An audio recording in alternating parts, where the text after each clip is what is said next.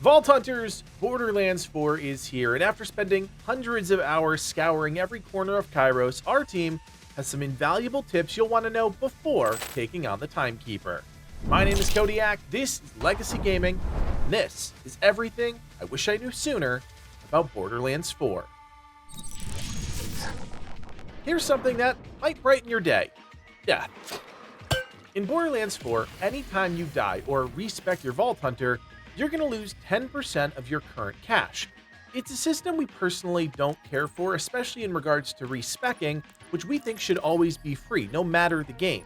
This can be quite punishing in the early phases of the end game, costing you millions, which can ultimately impact your ability to buy legendaries that might appear at vending machines, or if you plan to engage in certain replayable activities within the world. The good news is, early on in your progression, you'll barely notice that 10%, as things are much cheaper while you're still leveling up. This is why progression is actually the best time to experiment with your build. Don't feel obligated or pressured to follow someone else's build guide online just because they've played longer than you, because eventually you'll end up being max level without ever really experimenting with your Vault Hunter, and that's going to cost you money in the end. While things are still cheap, play around with your skill tree, and don't be afraid to change things up as you get new legendaries. Oftentimes, a single piece can swing an entire build, so embrace that, especially early on. Borderlands 4 features a lot of new and improved systems for your Vault Hunter to take advantage of during combat, particularly your new long-range grapple. You can use this to latch onto tether points, pick up quest items from a distance, and most importantly, pull environmental hazards towards you. Within almost every encounter space on Kairos, you'll find all sorts of exploding elemental containers that you can either shoot in a more traditional manner, exploding them in an AoE, or grapple them, and then throw them directly at an enemy target. These aren't an insta-kill, but they come with other implications when you factor in all of the various elemental weaknesses and resistances in the game. If you don't have a way to deal with a specific type of elemental damage and you're confronted with a pesky enemy, you can use these barrels to your advantage and potentially shift the momentum of a fight. In Borderlands 4, both the Grapple and the Digirunner are critical tools for exploring Kairos, but would you believe me when I say they are even more potent when you combine their effects, allowing you to cross large gaps with varying degrees of height with little to no effort. You do this by abusing things like your character's overall speed and momentum, the Digirunner's dismount effect, and things like the new glider mechanic and various grapple points. When crossing large gaps, like this one for instance, you want to get your Digirunner up to almost top speed. Dismount your Digirunner at the last possible second before going off the cliff and activate your double jump with your gained momentum, finishing off by initiating your glide. You'd be surprised at how far you can launch yourself across large spans of space and explore new locations you never thought you'd be able to reach. If there's one thing we love, it is free loot, and while there are plenty of opportunities to scoop up weapons in Borderlands 4, we wanted to point out one of the best, low-effort ways to potentially get yourself a legendary. Because of the game's new open-world format, you'll be traveling around Kairos on your Digirunner a lot. Keep your eyes peeled for any sort of transport vehicle that might be carrying some cargo. In some cases, it might simply be a flatbed truck guarded by some order goons, or in other cases, it'll be an order transport protected by a force field. In this case, you'll have to remove the two power cells that are on either side of the vehicle first, but in any case, each of these trucks is carrying a loot chest, and as we all know, those have a chance at dropping legendaries. It's certainly not the most efficient way to get loot, but considering how little effort it takes, it's definitely worth the pit stop. An aspect of Borderlands 4 we didn't realize until well into our playthrough has to do with how the game rewards you for completing different tasks. The most common example is that every time you complete a main story mission, a side mission, or contracts from a safe house contract board, you'll need to manually claim the end reward from the rewards tab in your inventory. It's important to note that the loot here is locked to the level you were when you completed the quest, so make sure you are claiming these right away to take full advantage of their power. The less obvious thing about the reward system has to do with challenges. If you hover over any of the challenges in the menu, you'll occasionally see rewards marked inside of a certain diamond node on the challenge's progression path. This is how you can at a glance identify the various cosmetics for your Vault Hunter, Echo 4, or your weapons, but there's actually a challenge section even more important than the rest.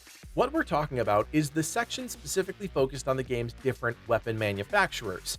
As you get kills with weapons of a specific brand, You'll earn progress in each manufacturer's proficiency, and it's here that you'll earn better tiers of hover drives for your Digirunner. Each brand of hover drive has different stat allocations, which each have their own pros and cons, but as you unlock the next tier, those stats will all increase together. This is massive because you'll spend a lot of time on that Digirunner, so identifying the respective hover drive that is best suited for you within the customization menu, and then using weapons of that type to earn ranks quickly will, in the long run, save you loads of time. One of the most important things you need to understand about Borderlands 4 is the rock, paper, scissors effect that comes with the various damage types. Enemies, depending on the color of their health bar, will be weak or resistant to specific types of damage, and this can make encounters vastly more easy or difficult depending on your loadout and the types of damage that you're dealing. Enemies have 3 different types of health pools. Red is standard flesh health. This is neutral to kinetic, corrosive, and radiation damage, resistant to shock and cryo damage, and very weak to incendiary damage. Blue health indicates a shielded health bar. This is neutral to kinetic damage, very resistant to incendiary and corrosive damage, weak to cryo and radiation damage, very weak to shock damage. Yellow indicates armored health. This is neutral to kinetic, incendiary, and cryo damage, resistant to shock and radiation damage, and weak to corrosive damage. Each of these damage types can also apply a status effect, which can be applied to enemies or used against you by certain enemies. Fire will ignite a target and apply a damage over time effect. Shock will electrocute a target, damaging them over time and disabling vehicles. Corrosive will melt enemies with a damage over time effect. Cryo can cause targets to freeze and also disable vehicles, but when it comes to your Vault Hunter, you'll only be slowed and prevented from sliding. Finally, radiation will cause the target to explode in a small AoE when killed, but when applied on your Vault Hunter, applies a damage over time effect. Understanding the relationship between all of those damage types is essential to a comprehensive build and can be one of the major choke points for new players, but if you take the time to understand how damage works, the game becomes that much more enjoyable. You don't realize how valuable your bank is in Borderlands 4 until you absolutely need it, and while you'll most likely never touch this system until you start farming legendaries, there is a handy trick I want to call out. If you're ever out adventuring and run into a situation where you have too much gear, but you don't want to sell your gear until you've had a chance to check it out, you can at no cost go back into your backpack inventory, mark items, and then immediately send them to your bank. This is incredibly helpful if you are meticulous about the way you experiment with gear, and is a great vehicle for squirreling away loot for later.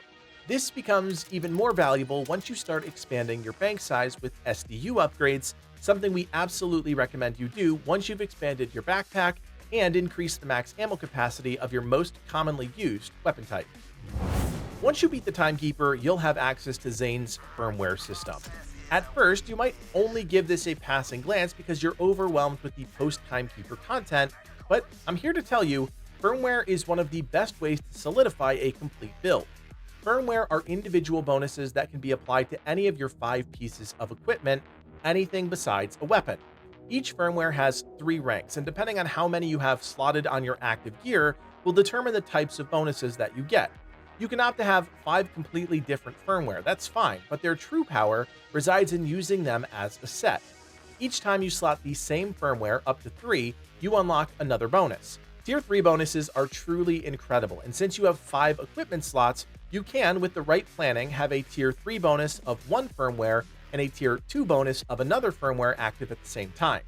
In order to fully take advantage of this system, you need to start stockpiling any equipment you find with firmware upgrades. That's because once you unlock the firmware station, you'll be able to move firmware from one item to another at the cost of destroying the host item, the one you took the firmware from, in the process.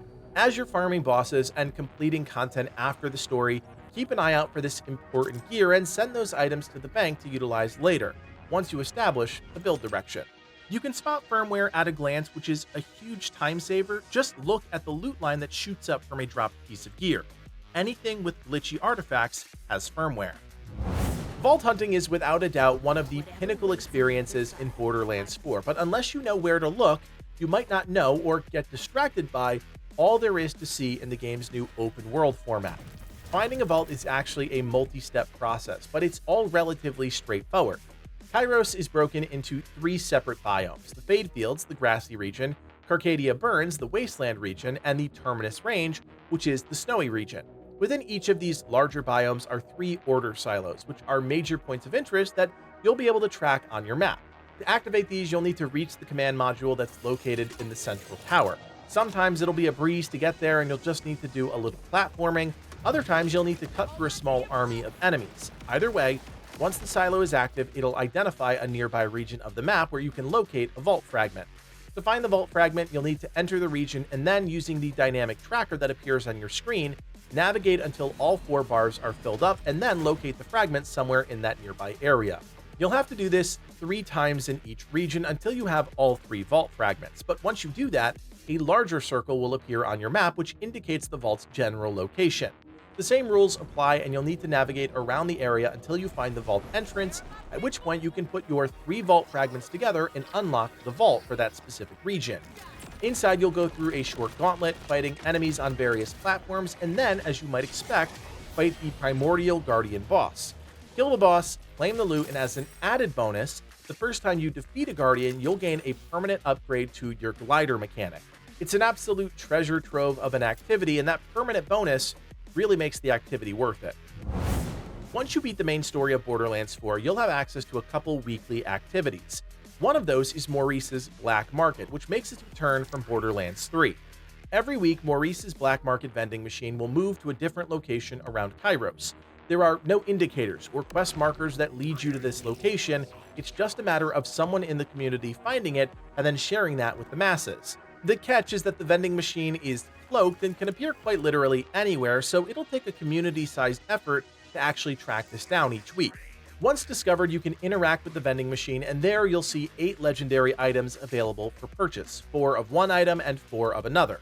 Each item will have different affixes, so there's some variability in your options, but either way, you can choose to purchase one of the 8 items at any given time if you have the money. Be careful, once you leave the vending machine or purchase an item, it'll go on cooldown for a few hours and you won't be able to access it again. The good news is it stays in place for the entire week, and so long as it's not on cooldown, you can access it multiple times and purchase whatever you want.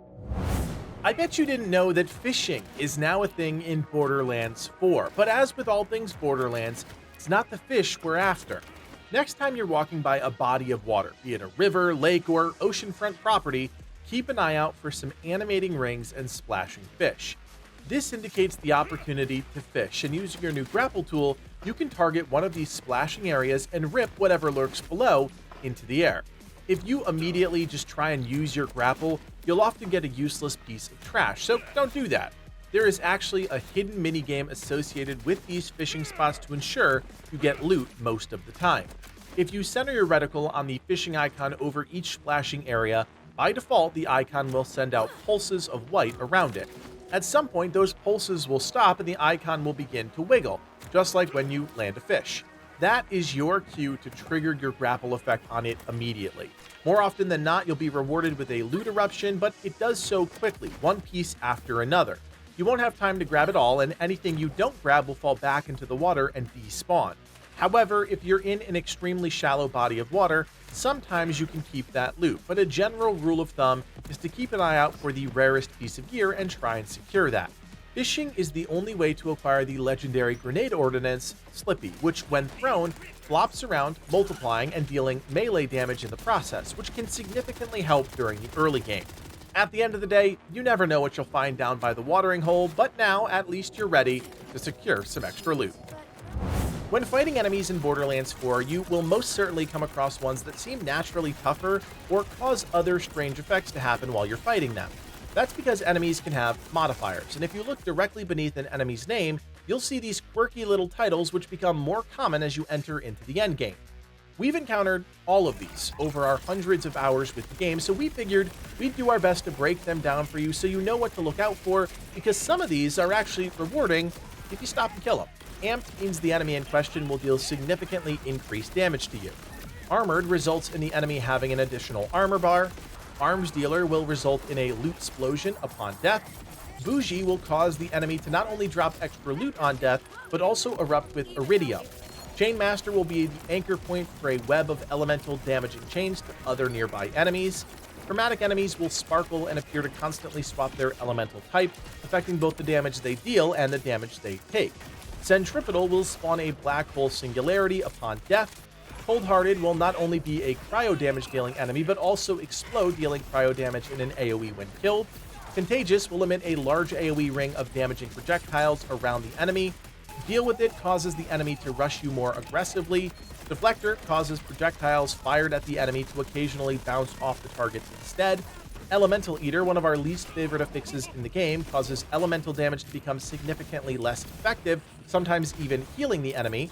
Experience significantly increases the respective enemy's level, resulting in significantly more damage and resistance. Fast Forward gives the enemy the ability to dodge around in a time-shifted state. Healthy is the same as Armored, but instead gives enemies an extra health bar. Immovable grants the enemy resistance to all forms of crowd control. Invisible simply adds a cloaking effect to the enemy. Invulnerable requires you to destroy an orb tethered to the mob before they can take any damage. Irritable causes the player to take damage from projectiles that spawn whenever you're close to this enemy and are damaging them. Leaking causes enemies to leave behind an elemental damaging trail as they move around. Quickened increases the enemy's movement speed and action time between attacks. Regenerative allows enemies to constantly regenerate their health bar, which can get really frustrating on the more spongy enemies.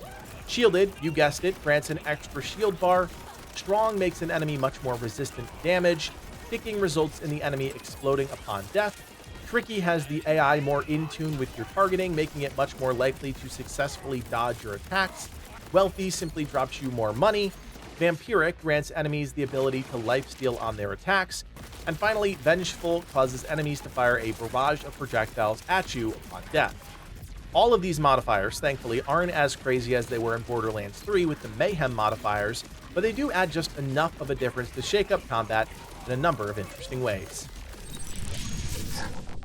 So there you have it, everything we wish we knew sooner about Borderlands 4.